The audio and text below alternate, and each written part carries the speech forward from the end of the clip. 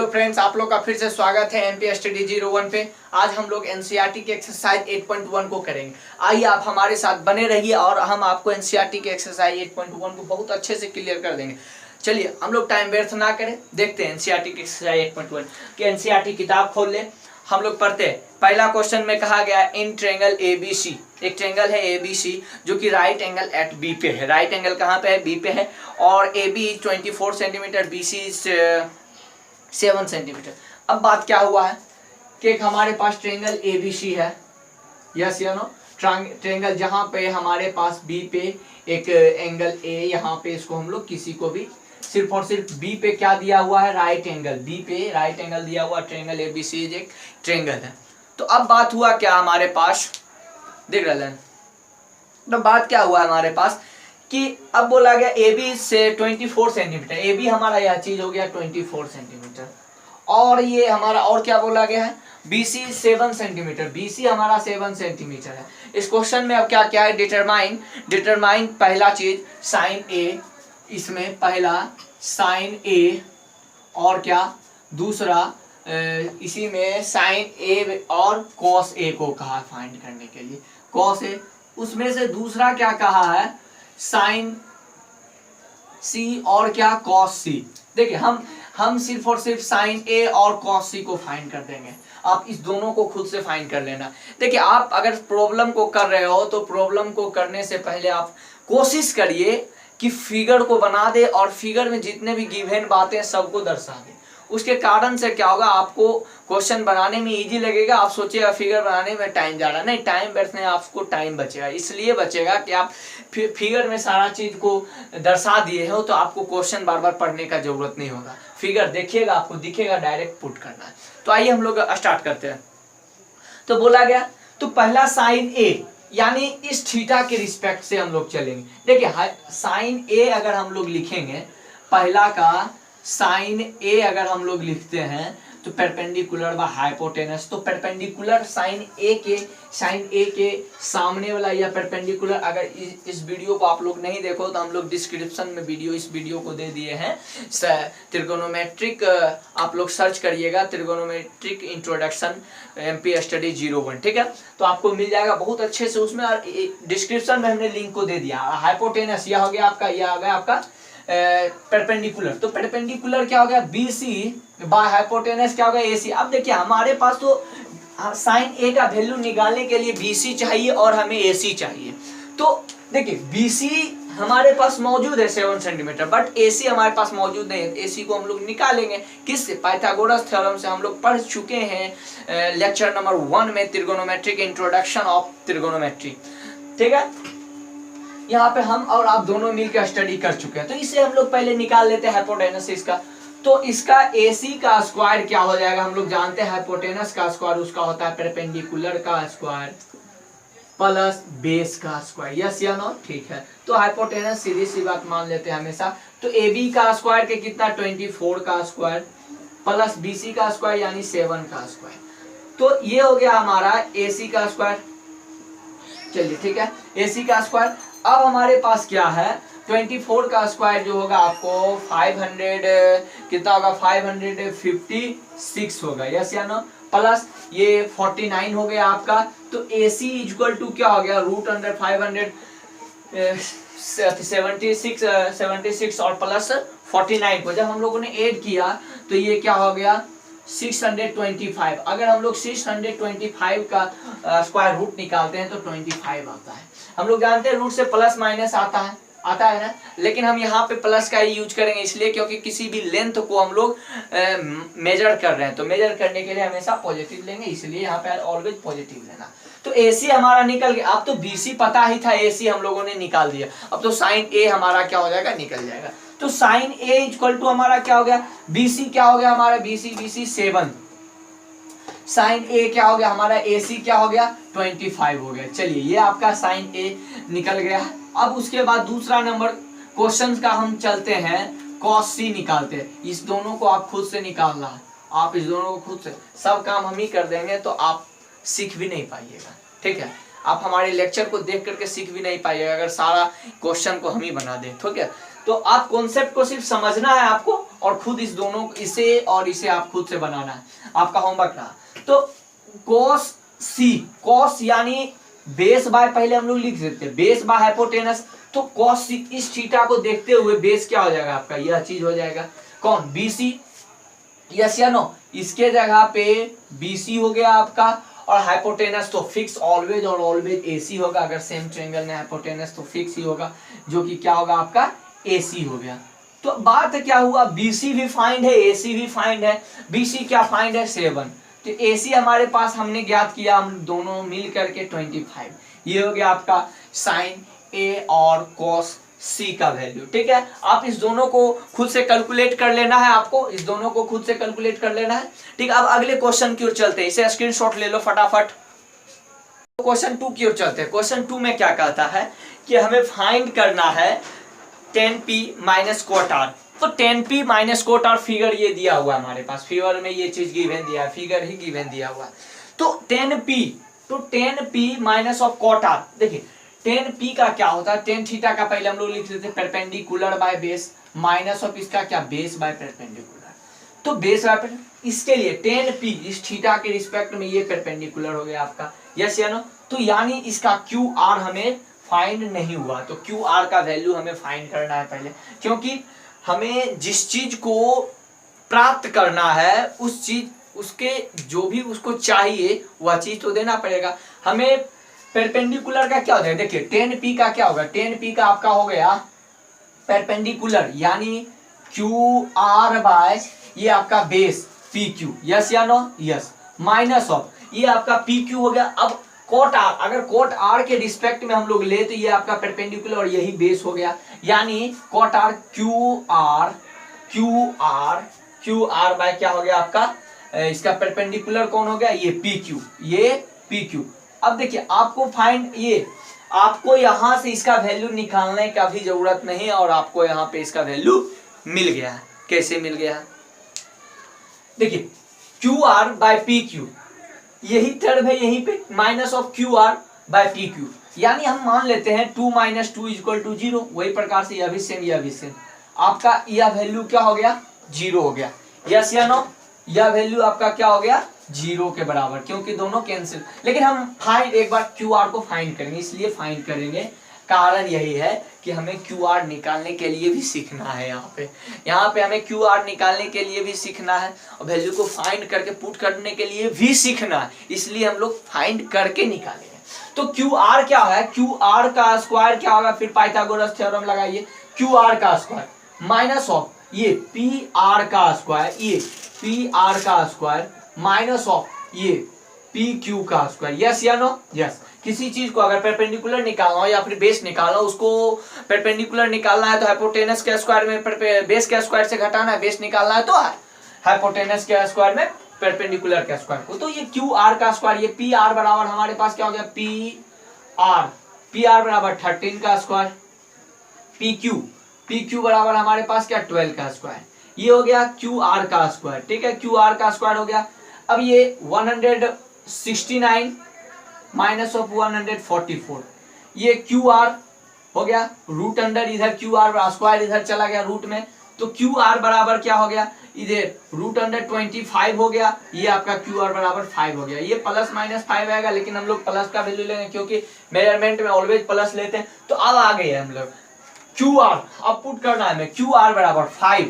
अब हमें क्या करना है, QR बराबर 5 बाय ये PQ हमारा बाय 12 हो गया, ठीक है। ये माइनस QR हमारा क्या हो गया, QR ये 5 हो गया, ये PQ हमारा क्या हो गया, PQ 12, यह दोनों कैंसिल, आपका वैल्यू 0 आ गया। आ गया कि नहीं आ गया, ठीक है। इसे फटाफट नोट कर लो। क्वेश्चन नंबर 3 की ओर चलते हैं हम लोग। तो अब हम लोग क्वेश्चन नंबर 3 की ओर चलते हैं। क्वेश्चन नंबर 3 में क्या कहा है देखते हैं, आइए। इफ साइन A हमारे पास एक गिवन है, गिवन डाटा, फाइंड डाटा, सब चीज लिख लेना। हमारे पास गिवन डाटा क्या है कि sine A equal to 3/4, yes या नो, 3/4, ठीक है। और टू कैलकुलेट क्या करना है, टू कैलकुलेट क्या करना है भाई साहब, cos A एवं sin A, tan A, cos A and tan A। बस हम एक चीज को फाइंड करेंगे, देखिए अब हमारे पास क्या, हम लोगों ने क्या बताया, अगर हमारे पास कुछ भी चीज रेशियो में दिया हुआ है और रेशियो में ही फाइंड करना है तो उस रेशियो वाले को एक्चुअल वैल्यू मान लेना है। जैसे साइन ए 3/4 ये परपेंडिकुलर और हाइपोटेनस का रेशियो ही है। अब अगर cos a या फिर tan a पूछता है तो cos a बेस और हाइपोटेनस का रेशियो, यानी रेशियो में गिवन दिया हुआ रेशियो में ही पूछ रहा है तो हमें एक्चुअल वैल्यू ही मान लेना है हमें। यस या नो, यस या नो, तो हम एक्चुअल वैल्यू उसी को मान लेंगे। यानी यहाँ पे हमारा परपेंडिकुलर बाय हाइपोटेनस, परपेंडिकुलर 3 हो गया, हाइपोटेनस 4, ये actual value, it is actual value. अगर हमसे सिर्फ कुछ पूछता परपेंडिकुलर का क्या होगा तो उस टाइम में एक्चुअल वैल्यू हम नहीं मानते।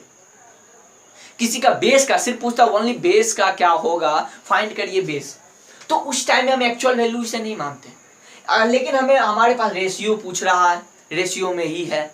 जैसे cos a अगर हमसे पूछा है तो ये क्या है, cos a हमारे पास क्या है, बेस बाय हाइपोटेनस का रेशियो भाई साहब है या नहीं है, तो रेशियो में दिया हुआ है, रेशियो में पूछ रहा है तो हम फिगर बनाते हैं और आप देखिए तो वही एक्चुअल वैल्यू मान लेंगे। तो हम इसको मान लिया यहाँ पे एक बार साइन a एंगल a और इसे हमने b मान लिया। चलिए इसे हमने b मान लिया और इसे हमने c मान लिया। तो ठीक है, आइए हम लोग देखते हैं कि परपेंडिकुलर इसका साइन a के अगर रिस्पेक्ट में जाए तो परपेंडिकुलर इसका यही जो 3 हो गया और इसका हाइपोटेनस 4 हो गया। तो हाइपोटेनस 4 हो गया और कोस निकालने के लिए हमको बेस का जरूरत पड़ेगा, टेन निकालने के लिए हमको बेस का जरूरत पड़ेगा। तो हम पहले बेस यानी AC को फाइंड कर लेते हैं। तो देखिए अब हमारे पास क्या है, AC का स्क्वायर इक्वल टू क्या, इसका हाइपोटेनस का स्क्वायर यानी AB का स्क्वायर माइनस ऑफ कितना, BC का स्क्वायर। यस या नो, यस या नो, एनी प्रॉब्लम। तो अब क्या हो गया, AB का स्क्वायर, AB हमारे पास क्या है 4 का स्क्वायर माइनस ऑफ BC क्या है हमारे पास 3 का स्क्वायर। यस या नो, ये हो गया आपका 16 माइनस 9 यानी AC बराबर क्या, रूट में स्क्वायर है इधर रूट में चला गया, ये 7 हो गया। यस या नो, तो AC बराबर √7। तो ये इसका बेस, देखिए सेम एंगल तो सेम ही है, तो जो इसके लिए इस एंगल के लिए बेस होगा, जो इसके लिए हाइपोटेनस बेस होगा वही बेस इसके लिए होगा। यस या नो, तो यानी AC ही होगा। तो इसका अगर बेस निकाले तो AC इसका यही हो गया। तो बाय अब हाइपोटेनस क्या AB हो गया हमारा। यस या नो, AB हाइपोटेनस हो गया। तो अब बेस क्या हो गया हमारा AC, बेस हो गया हमारा AC √7 बाय ये AB क्या हो गया हमारा 4। यस या नो, देख लीजिए आप यहाँ पर। अब उसी प्रकार से हम लोग tan A निकाले तो tan A perpendicular by base, perpendicular हमारा क्या है, परपेंडिकुलर हमारा है, देख लीजिए ये आपका परपेंडिकुलर आपका हमारा BC है और बेस क्या हो गया हमारा, बेस हो गया हमारा AC। तो बेस हो गया हमारा AC और परपेंडिकुलर का वैल्यू कितना है, परपेंडिकुलर का वैल्यू देखिए BC परपेंडिकुलर का वैल्यू 3 हो गया और AC हमारा बेस हो गया, बेस हम लोगों ने निकाला √7 हो गया। यस या नो, एनी प्रॉब्लम? हमें तो नहीं लगता है कि आपको कोई प्रॉब्लम होना चाहिए, आई थिंक। ठीक है, देखिए अब यहाँ पर से हम लोग ने समझ लिया क्वेश्चन नंबर 3 को। अब क्वेश्चन नंबर 4 की ओर चलते हैं। क्वेश्चन नंबर 4 क्या कहता है, अब लोग क्वेश्चन 4 को करते हैं। क्वेश्चन 4 में क्या कहा गया है, क्वेश्चन 4 को करते हैं। तो क्वेश्चन 4 में कहा गया है, फिर से क्वेश्चन पढ़ते हैं। देखिए है क्या, given 15 cot A equal to 8 और फाइंड साइन A और sec A।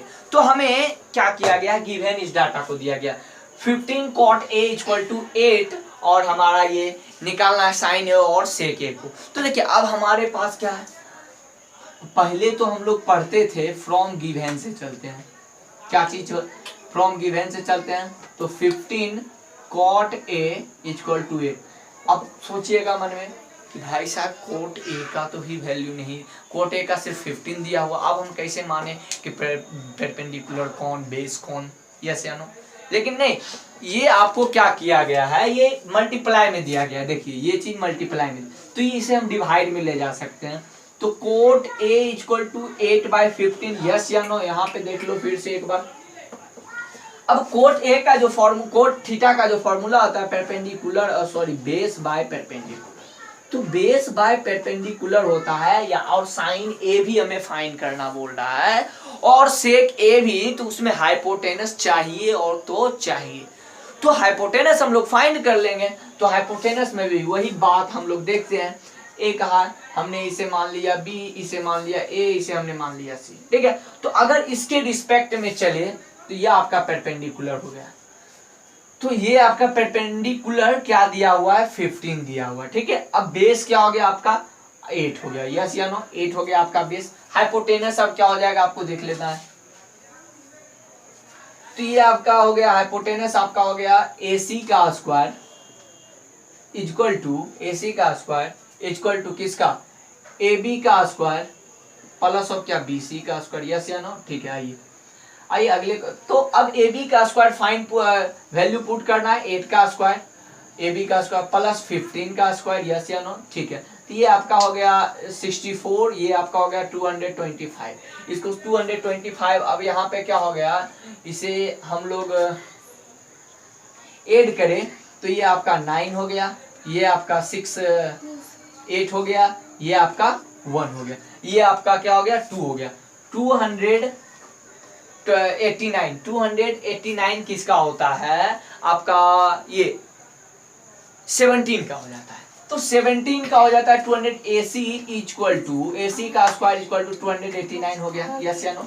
तो AC इक्वल टू क्या होगा, AC equal to root under 289, यानी ये आपका 17 के बराबर, यस या नो। 17 अब आपका क्या हुआ, निकल गया है। अब आपका हाइपोटेनस निकल गया है। अब आपको क्या करना है, वैल्यू को पुट करना है। तो साइन ए हम लोग देखते हैं। तो साइन ए इक्वल टू क्या, परपेंडिकुलर बाय हाइपोटेनस, परपेंडिकुलर क्या BC बाय हाइपोटेनस क्या आपका हो गया AC। तो BC हमारे पास फाइंड क्या था 15, ये 17।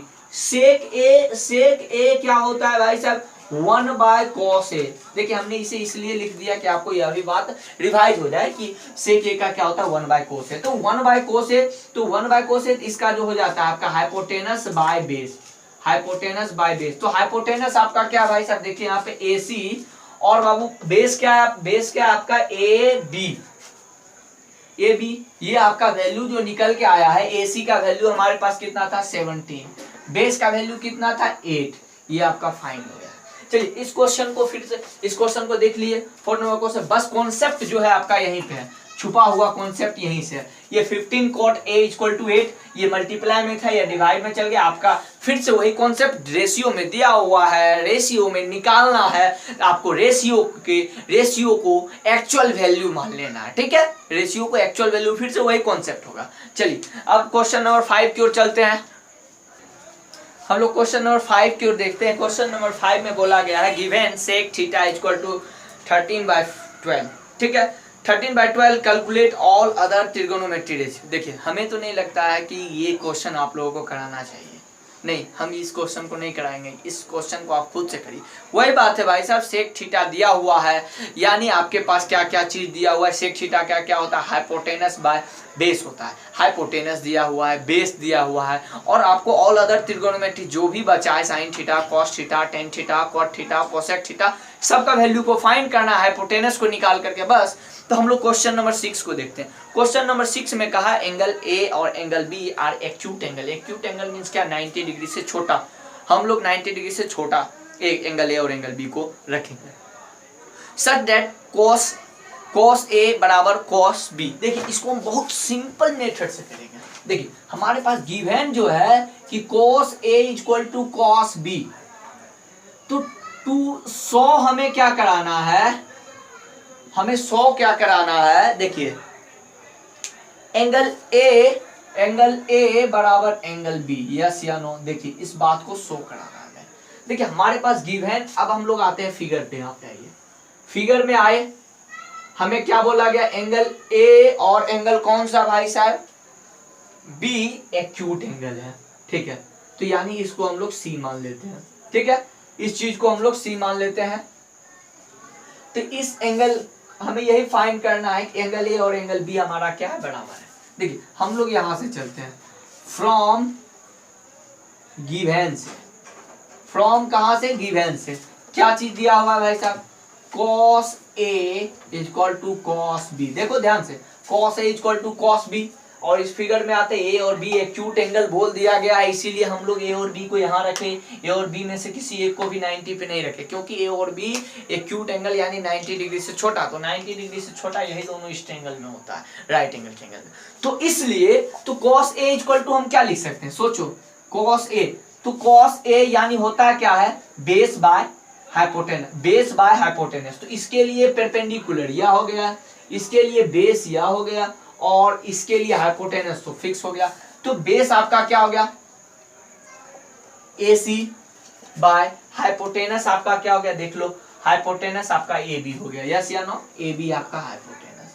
अब equal to cos B, cos B के रूप में जाइए। अब अगर हम लोग cos B पर गए तो ये आपका परपेंडिकुलर, ये आपका बेस और हाइपोटेनस तो always fix in A same right angle triangle. तो ठीक है, तो cos B का बेस हमारा क्या हो गया, BC हो गया, यस या नो। अब cos B हाइपोटेनस तो AB ही होगा। अब देखिए इस बात को हम यहाँ से देखते हैं, इसको और इसको हम लोग कैंसिल कर सकते हैं क्या, देखिए नई बात को समझे।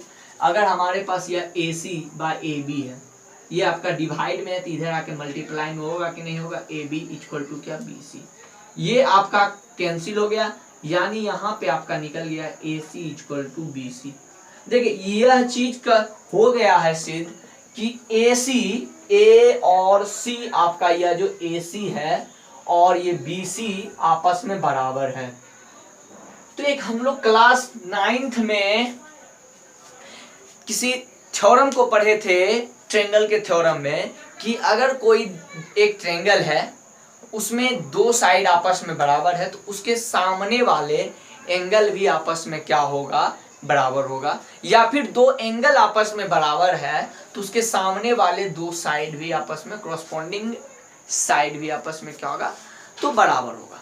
तो उस प्रॉपर्टी के कारण से क्या हम इस बात को लिख सकते हैं या नहीं लिख सकते हैं, कि इस बात को लिख सकते हैं या नहीं लिख सकते हैं कि दो opposite side of the two equal side of opposite angle is equal angle, तो टू बी इक्वल, तो टू अपोजिट, तो हम लोग क्या समझे, यहां से लिख सकते हैं कि नहीं लिख सकते। इस प्रॉपर्टी के कारण से हम क्या लिख सकते हैं, इस प्रॉपर्टी के कारण से angle A equal to angle B, yes या नो, यस या नो। कौन सा प्रॉपर्टी, कि अगर दो अपोजिट साइड, दो इक्वल साइड के अपोजिट एंगल क्या होता है, इक्वल होता है। लिख लो प्रॉपर्टी को, लिख लो।